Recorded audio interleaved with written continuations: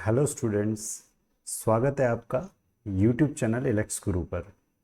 इलेक्स गुरु पर इस video lecture में हम बात करने वाले हैं ऑल पास फिल्टर के बारे में, जो कि ऑपरेशनल एम्पलीफायर की सहायता से हम बना रहे हैं। पिछले कई वीडियोस में हमने ऑपरेशनल एम्पलीफायर की सहायता से अलग अलग फिल्टर्स की बात की। आज यहाँ जो हम फिल्टर लेकर के आपके सामने आए हैं उसका नाम है all pass filter. All pass filter, वैसे तो नाम से आपको लग रहा है कि ये फिल्टर एक ऐसा फिल्टर होगा जो कि सभी फ्रीक्वेंसीज को पास कर देगा। अगर ये फिल्टर सभी फ्रीक्वेंसीज को पास करने वाला है तो फिर हम इसे फिल्टर क्यों कह रहे हैं, और अगर ये फिल्टर है तो ये क्या फिल्टर कर रहा है या ये क्या चेंजेस सिग्नल में प्रोवाइड कर रहा है, इसको समझने के लिए आप हमारा पूरा वीडियो लेक्चर देखें।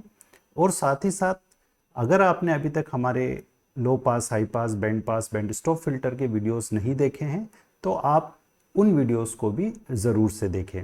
वीडियोस पूरे देखने के बाद आपको वीडियोस पसंद आने पर आप वीडियोस को लाइक ज़रूर से करें, वीडियोस को शेयर ज़रूर से करें, चैनल को सब्सक्राइब करें ताकि हम ऐसे वीडियोस आपके लिए लाते रहें। ऑल पास फिल्टर समझने से पहले हम इसकी डिटेल एक बार समझ लें, इसकी कैरेक्टरिस्टिक्स क्या होने वाली होगी हम उसके बारे में पहले अच्छे से समझ लें। ये एक फिल्टर सर्किट है। फिल्टर सर्किट, जैसा कि हम पिछले वीडियो लेक्चर्स में बात कर चुके हैं, कुछ फ्रीक्वेंसी कंपोनेंट्स को रोक करके या कुछ फ्रीक्वेंसी कंपोनेंट्स को, अगर आपको जो wide band of range of frequencies आपके पास अवेलेबल होती है, सिग्नल्स अवेलेबल होते हैं, जैसे इस यूनिवर्स में सभी फ्रीक्वेंसी के सिग्नल्स अवेलेबल हैं, इन सिग्नल्स में से आपके लिए जो स्पेसिफिक सिग्नल है उस सिग्नल को अगर मुझे अलग करना है, उसको प्रोसेस करना है। सपोज आपके मोबाइल पर आप कॉल आया है, उस कॉल को जब आप रिसीव करते हैं तो आपका मोबाइल आपके लिए जो स्पेसिफिक सिग्नल है उस सिग्नल को फिल्टर करता है। सबसे पहले आरएफ रेडियो फ्रीक्वेंसी फिल्टर्स लगे होते हैं, जो फिल्टर इस वातावरण में जो सभी फ्रीक्वेंसी कंपोनेंट्स है उन फ्रीक्वेंसी कंपोनेंट में से आपके लिए सिग्नल जिस फ्रीक्वेंसी पर अवेलेबल है उस फ्रीक्वेंसी के सिग्नल को बाकी फ्रीक्वेंसी से अलग करके आपको देता है। तो जब मैं फिल्टर को इस टाइप से सोचता हूँ कि वो कई सारी फ्रीक्वेंसी कंपोनेंट्स में से कुछ फ्रीक्वेंसी कंपोनेंट्स को निकालने या हटाने का काम करता है, तो वो मुझे फिल्टर का मीनिंग समझ में आता है। लेकिन जब मैं ऑल पास फिल्टर की बात करता हूँ तो ऑल पास फिल्टर नाम से मुझे स्पष्ट हो रहा है कि ये सभी फ्रीक्वेंसी कंपोनेंट्स को पास करने वाला है। तो ये अगर सभी फ्रीक्वेंसी कंपोनेंट को पास कर रहा है, इसका मतलब ये हुआ कि ये उन इससे जो प्रोसेस होने वाली फ्रीक्वेंसीज हैं उन फ्रीक्वेंसीज के एम्पलीट्यूड को ये चेंज नहीं करने वाला है। मीन्स हम ये कहें कि इसका जो गेन होगा वो गेन 1 होगा।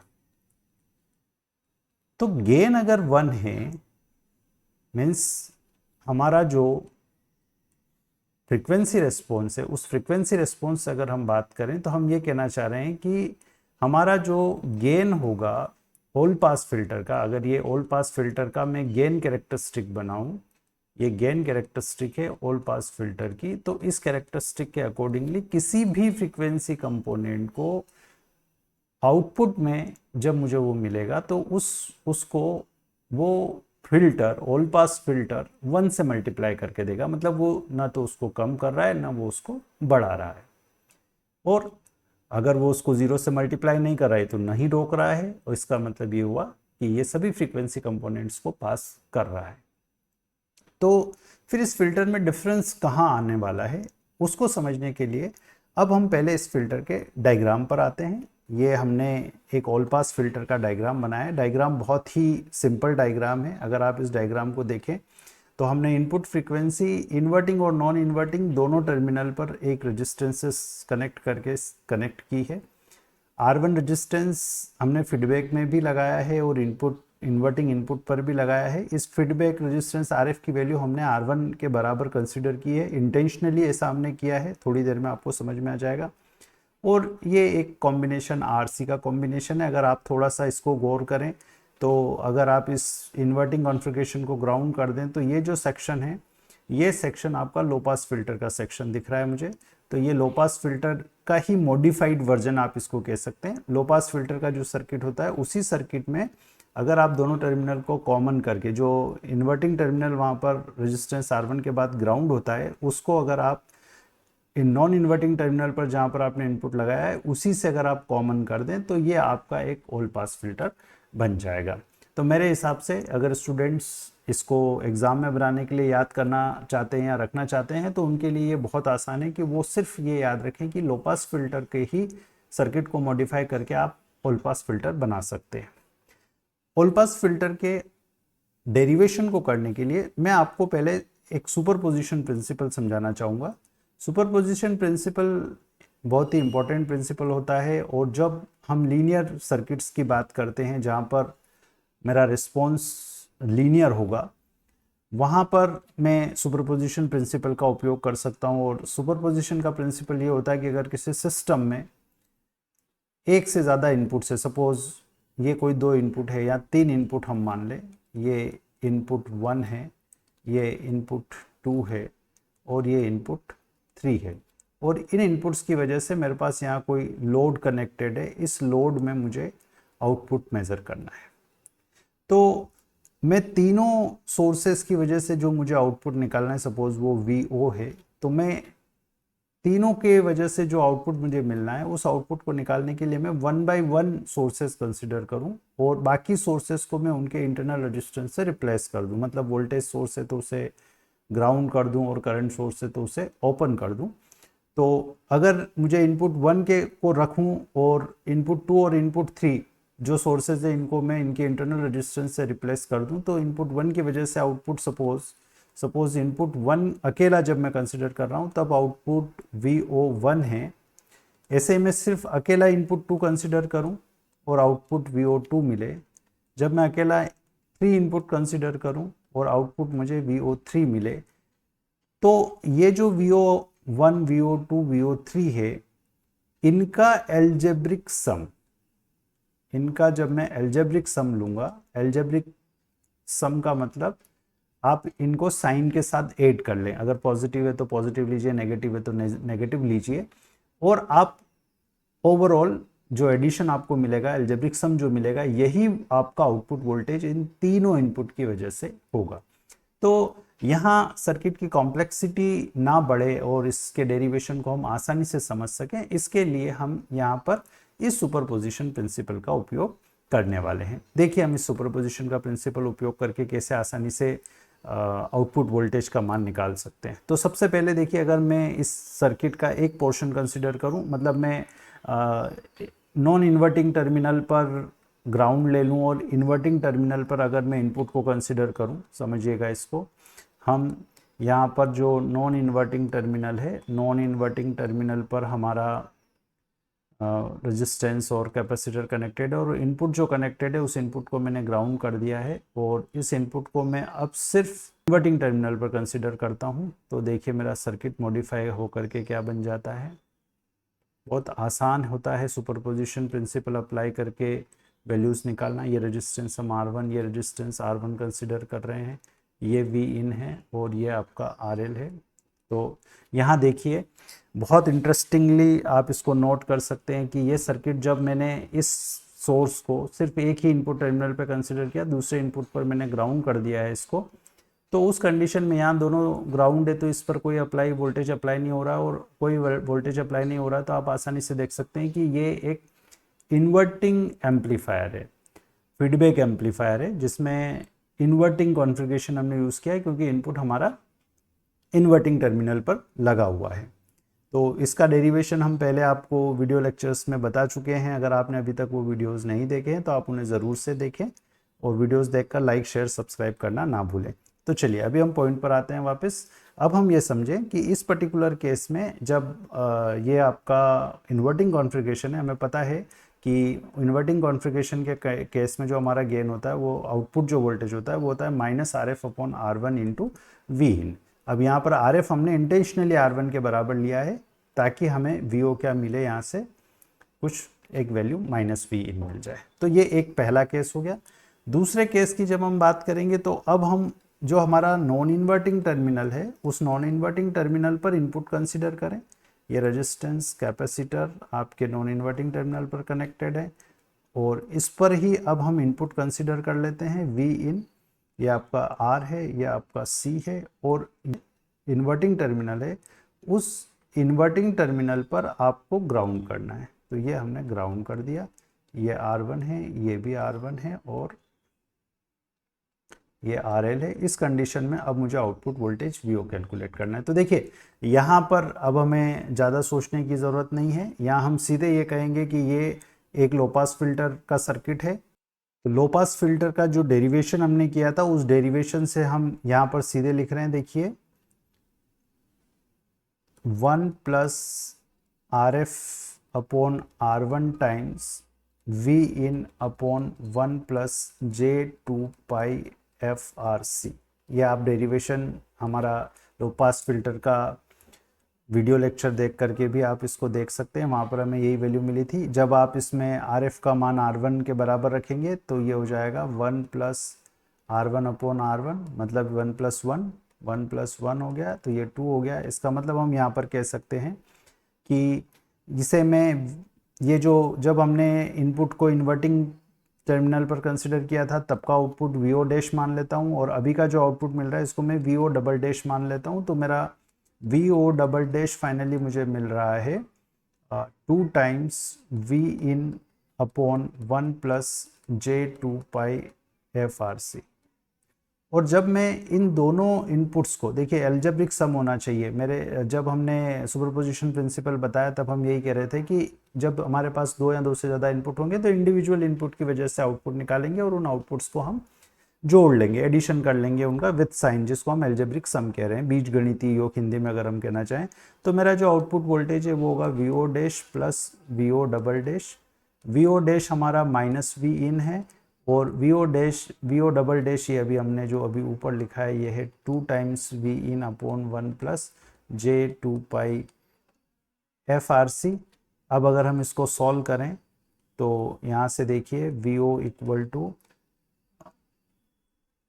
V इन हम कॉमन ले लेते हैं, तो ये हो जाएगा -1 माइनस J2 पाई FRC प्लस 2V इन अगर हमने कॉमन ले लिया है तो ये 2 ही बचेगा प्लस 2, और डिनोमिनेटर में आ जाएगा 1 प्लस J2 पाई FRC। तो इसको अगर हम फर्दर सोल्व करते हैं तो देखिए फाइनली जो एक्सप्रेशन मुझे VO अपॉन V इन गेन का जो एक्सप्रेशन मुझे मिलने वाला है वो गेन का एक्सप्रेशन हो जाएगा, ये 2 से 1 एडजस्ट होकर के 1 बचेगा, 1 माइनस J2 पाई FRC अपॉन 1 प्लस J2 पाई FRC। तो देखिए यहाँ जो इम्पोर्टेंट डेरिवेशन मुझे करना था वो डेरिवेशन अब हो गया है, और इस डेरिवेशन से ये जो आउटपुट मुझे मिल रहा है, इस आउटपुट से हम ये डिसाइड करेंगे कि ये ऑल पास फिल्टर एग्जैक्टली क्या करने वाला है। तो सबसे पहले देखिए मैं इसका मैग्नीट्यूड निकालता हूँ। तो जब मैं इसका मैग्नीट्यूड लेता हूँ तो VO अपॉन V इन, जब हम मैग्नीट्यूड की बात करते हैं हमें पता है कि अगर कोई complex quantity A plus JB हो तो इसका मैग्नीट्यूड, इसका जब हम मैग्नीट्यूड लेते हैं तो ये हो जाता है √A² प्लस B²। तो यहाँ जब न्यूमरेटर का आप मैग्नीट्यूड लेंगे तो ये हो जाएगा 1 प्लस B की जगह -2 पाई FRC का होल स्क्वायर, और डिनोमिनेटर में ये हो जाएगा √1 प्लस 2 पाई FRC का होल स्क्वायर। मतलब ये एक दूसरे को कैंसिल आउट कर रहे हैं तो ये 1 हो रहा है, और 1 हो रहा है इसका मतलब ऑल पास फिल्टर सभी फ्रीक्वेंसीज को पास कर रहा है, सभी फ्रीक्वेंसी को वो 1 से ही मल्टीप्लाई कर रहा है। अब यहाँ एंगल पर आइए, देखिए जब हम किसी कॉम्प्लेक्स क्वांटिटी के एंगल की बात करते हैं, थीटा की बात करते हैं, तो ये जो एंगल होता है ये होता है tan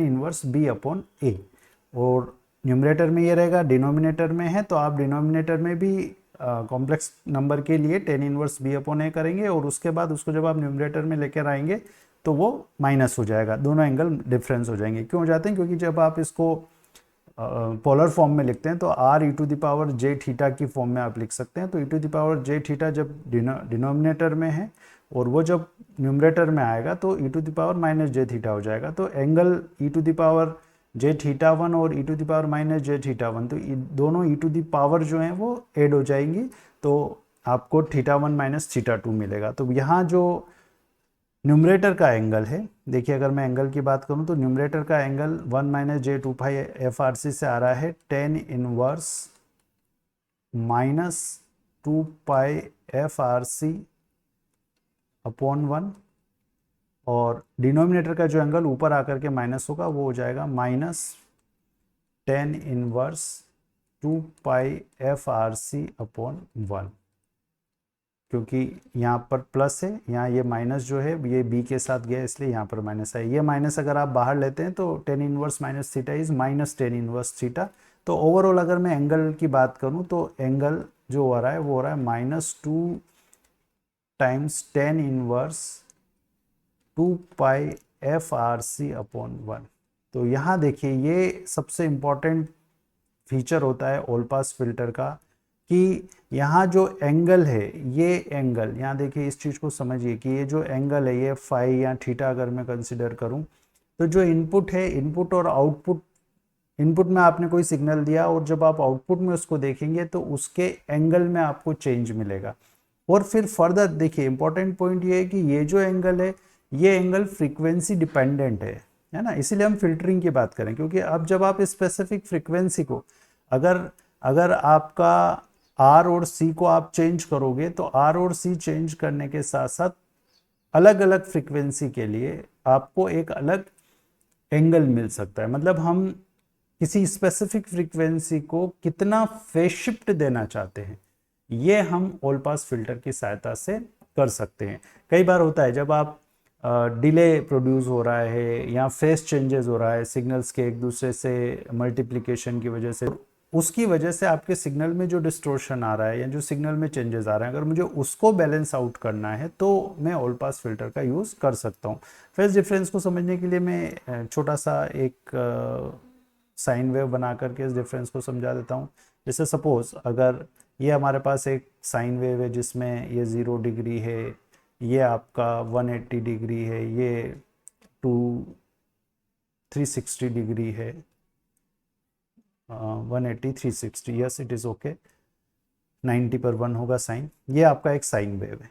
अगर मान लो ये साइन वेव यहाँ से स्टार्ट नहीं होकर के 0 पर नहीं होकर के, मान लो सपोज ये जब ये यहाँ पर हाईएस्ट है तब ये स्टार्ट होता है, यहाँ से ये स्टार्ट होता है सपोज,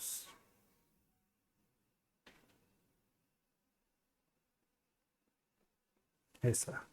तो यहाँ पर आप देख सकते हैं कि इन दोनों साइन वेव में 90 डिग्री का डिफरेंस है, 90 डिग्री का मैग्नीट्यूड दोनों का हो सकता है मेरी ड्राइंग में आपको थोड़ा बहुत ऊपर नीचे लगे, लेकिन जो अगर आप देखें तो दोनों वेवफॉर्म एक जैसी है, लेकिन एक वेवफॉर्म 90 डिग्री फेज शिफ्ट पर है। जब इस वेवफॉर्म का मान 90 डिग्री है तब इस वेवफॉर्म का एंगल 0 डिग्री आ रहा है। तो फेज डिफरेंस है, ये फेज डिफरेंस अगर मुझे रिमूव करना है तो इस फेज डिफरेंस को रिमूव करने के लिए मैं ऑल पास फिल्टर का उपयोग कर सकता हूँ। तो स्टूडेंट्स, ऑल पास फिल्टर में बस इतना ही। आप वीडियोस को अच्छे से देखें, पढ़ें, समझें, और अगर कोई डाउट है तो आप ज़रूर से कमेंट करें ताकि हम उन डाउट्स को क्लियर कर पाएँ। और साथ ही साथ अगर आपके कोई स्पेसिफिक टॉपिक्स की रिक्वायरमेंट हो तो वो भी आप शेयर करें, हम उस पर भी वीडियोस लेकर के आपके लिए आते रहेंगे। तो वीडियोस देखने के लिए थैंक यू।